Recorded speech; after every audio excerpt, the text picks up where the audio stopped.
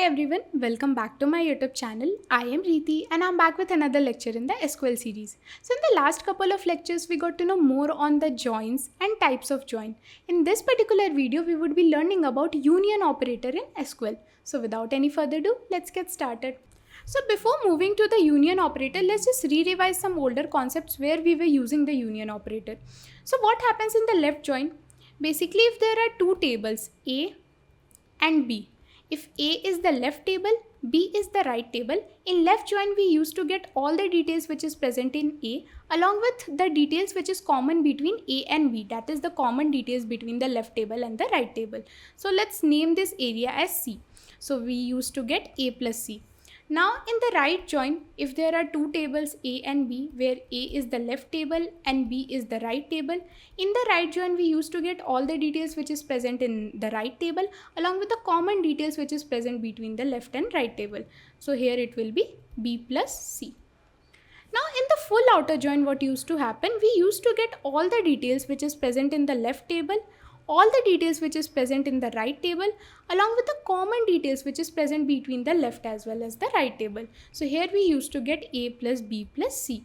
Now in SQL there is no full outer join keyword. There is a left join keyword, there is a right join keyword, but there is no full outer join keyword. So in that case we use the union operator. So for full outer join, what we did was we combined the left join and right join together using a union between them.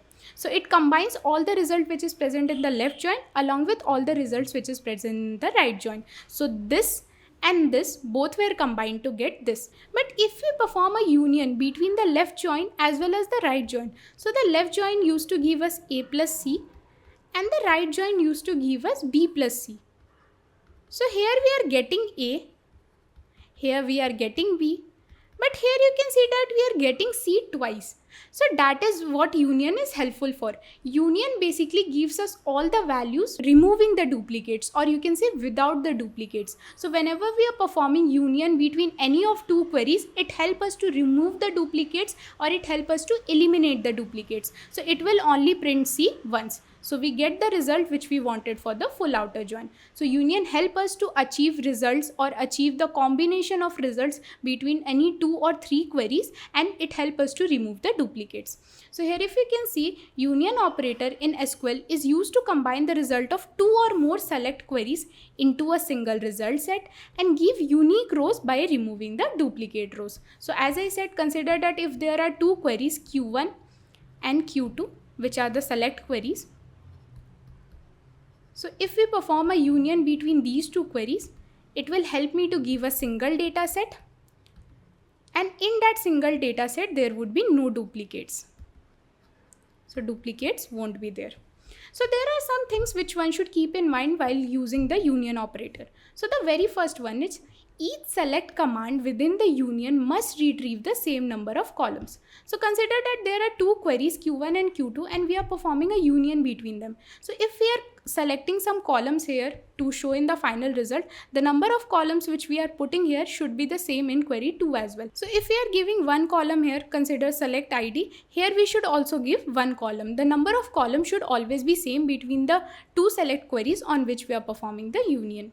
Now the second is the data types of the column in corresponding positions across the select statement should match. So consider in this select statement we are selecting ID, and in this select statement also we are selecting ID. So both of the ID should have the same data type. There shouldn't be any mismatch of the data type, like this ID is a varchar or this ID is a int. We can't perform union in that case. So these columns which we are putting here to select or to see the result should always have the same data type.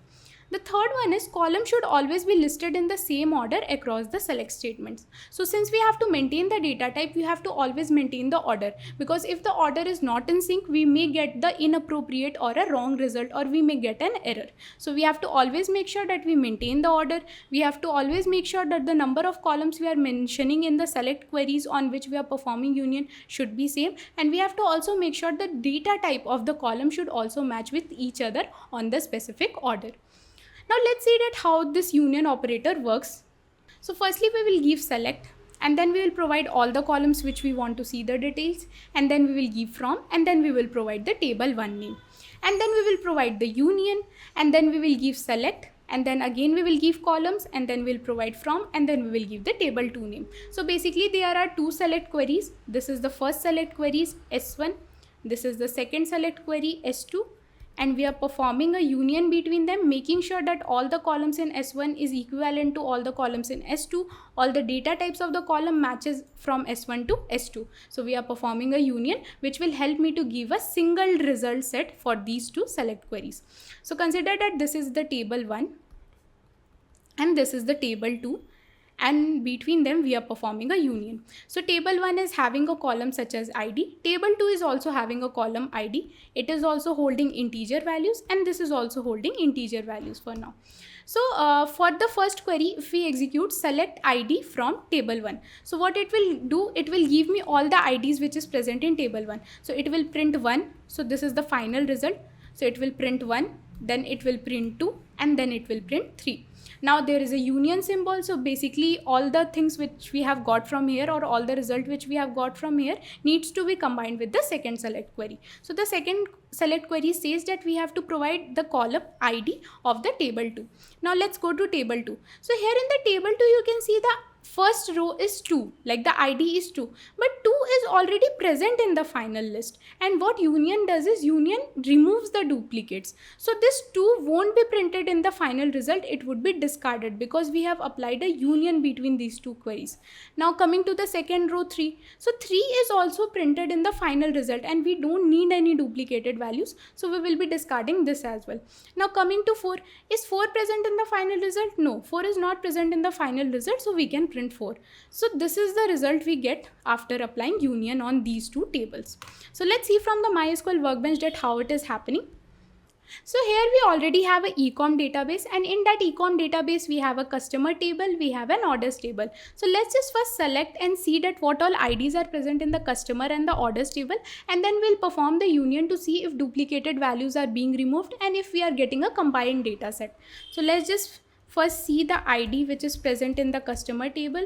So we will give select ID from customer, and let's just execute this query. So here you can see that we are getting the ID details. So it is 1, 2, 3, 4 and 5. So from the customer table we are getting the IDs as 1, 2, 3, 4 and 5. Let's see the IDs which we are getting from the orders table. So we will write ID, and then we will give from, and then we'll provide the table name, that is orders. So let's just execute this query as well. So here you can see that the IDs are 2, 3 and 4. So 2, 3 and 4 is something which is present in customers as well as orders table. So let's see that if we are getting the duplicated value in the final result or a unique value in the final result. So we'll just provide a union between them and we will execute the query. So I just need to remove this. So let's just execute this query. And here you can see that we are getting only the IDs 1, 2, 3, 4 and 5. So we are not getting any duplicates, and we are getting the IDs which is present in the customer as well as the orders table.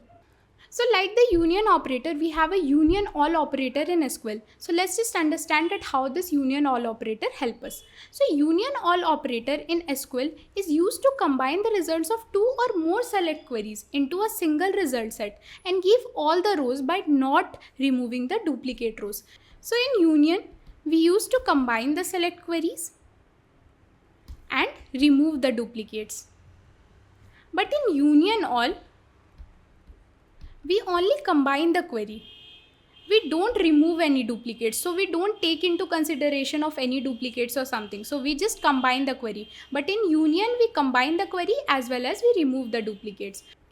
Now let's see the query on how we can use the union all operator. So firstly, we'll give select columns from table 1. So this particular query will help me to fetch some columns from the table 1. Then we'll give this union all operator. Then we will give select, then the columns from table 2. Now this particular query will help me to give all the columns which are mentioned here from table 2, and we are performing a union all operator between them. So this query 1 and query 2 will give me a combined result, but there would be duplicates since union all doesn't take care of the duplicates. So let's see from an example. So consider that this is table 1 and this is table 2, and we are performing a union all operator between them. So what will happen, for now table 1 is having an ID column, table 2 is also having an ID column. So we can perform a union all operator.